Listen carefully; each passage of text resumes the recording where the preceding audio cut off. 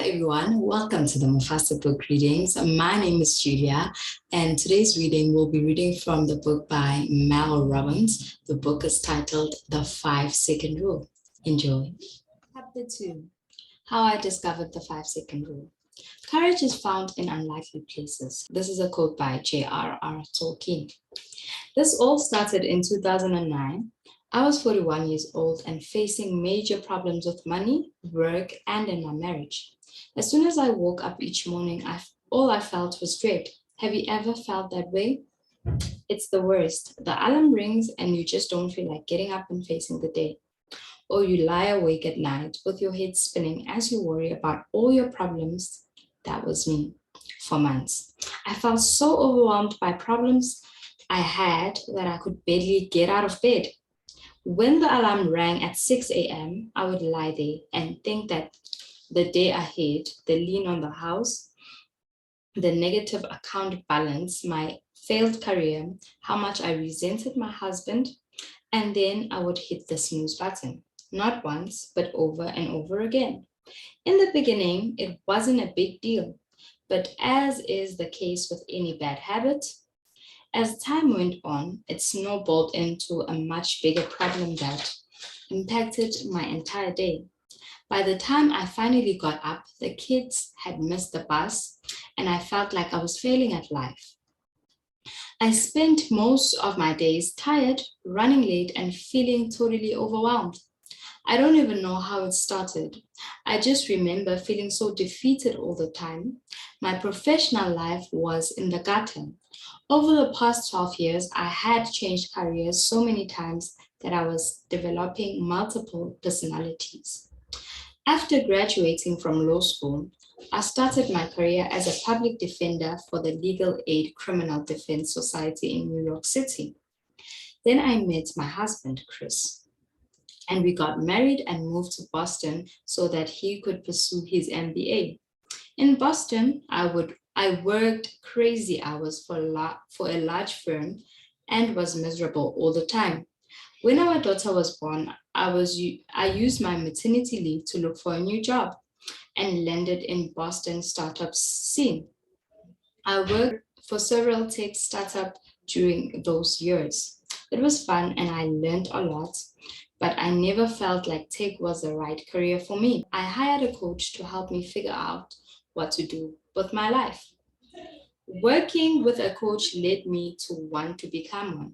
So, like a lot of people, I worked during the day, focused on the kids when I got home, and then I studied at night to get the certification I needed. Eventually, I launched a coaching business. I loved it. I would probably still be doing it if the media had not called. My media career began as a fluke. Inc. magazine published an article featuring my coaching business, and an executive at CNBC saw it and called. That one call led to lots of meetings. After months of tryouts, I landed a developmental deal with ABC and a call-in radio show in Sirius. Sounds fancy, but it wasn't. I was surprised to learn that most development deals pay next to nothing and that TV and that radio pays less than that. In reality, I was a mother of 3 driving back and forth to New York City, sleeping on friends' couches in the city, coaching clients on the side to make ends meet, leaning too much on friends and family to fill in childcare gaps, and doing whatever I could to make it all work. After several years, scraping by in the media business, I got my big break. I was to host a reality show for Fox. I had visions of magically solving our financial problems by becoming a TV star. What a joke.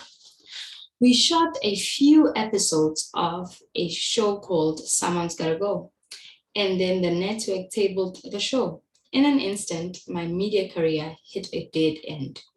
I only got paid if we were shooting. I found myself unemployed and locked into a contract for 10 months that prevented me from pursuing other media jobs. By this point, Chris had finished his MBA, started a thin crust pizza restaurant with his best friend in the Boston area. In the beginning, things were going great. The first location was a home run. The company won Best of Boston, multiple regional awards, and the pizza was fantastic. They opened up a second restaurant and, on the encouragement of a large grocery chain, a wholesale operation. On the outside, it looked like a business was booming, but on the balance sheet, the wheels were starting to come off. They had expanded too quickly. The second restaurant failed, and the wholesale business needed more cash to grow. Things got scary very fast. Like a lot of small business owners, we had poured our home equity line and life savings into the restaurant business. It was now disappearing before our eyes. We had no savings left, and the home equity line was fully taped out. Weeks went by without Chris getting paid, liens starting to hit our home. With me out of work and Chris's business struggling, the financial pressure mounted. Scary letters from attorneys seemed to arrive daily, and checks constantly bounced. The collection calls were so relentless that we unplugged the phone. When my dad sent us money to cover the mortgage, I was both grateful and ashamed. In public, we tried to keep up appearances because so many friends and family members had invested in the restaurant business, which only made the pressure worse. Chris and his partner were working around the clock to save it. I tried to keep an upbeat facade, but on the inside, I was overwhelmed, embarrassed, and afraid. Our financial problems were tearing us apart. I blamed the restaurants and he blamed me for pursuing a career in the media business. In truth, we were both to blame. No matter how bad life can seem, you can always make it worse. I did. I drank too much, way too much. I was jealous of friends who didn't have to work. I was judgmental. Our problems seemed so big that I convinced myself there was nothing I could do. Meanwhile, in public, I just pretended everything was fine. In hindsight, I can see that it was just easier to feel sorry for myself and blame Chris and his struggling business than to take a look in the mirror and pull myself together. The best way to describe how I felt was trapped. I felt trapped by my life and decisions I made. I felt trapped by our money problems, and I felt trapped in a frustrating struggle with myself. I knew what I should or could be doing to make things better, but I couldn't make myself do those things. They were small things: getting up on time, being nicer to Chris, getting support from friends, drinking less, and taking better care of myself.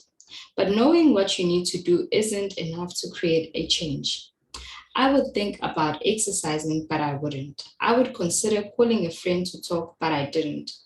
I knew that if I tried to find a job outside the media industry, it would help, but I couldn't motivate myself to. Look, I didn't feel comfortable going back to coaching people because I felt like such a failure myself. I knew what I needed to do, but I couldn't make myself take action. And that's the thing that makes changing so hard. Change requires you to do things that feel hard and scary. Change requires courage and confidence, and I was trapped out of both. Thank you so much for watching our video. Don't forget to like, comment, share to your family and friends, as well as subscribe to our channel and hit the notification bell. Thank you so much. Bye.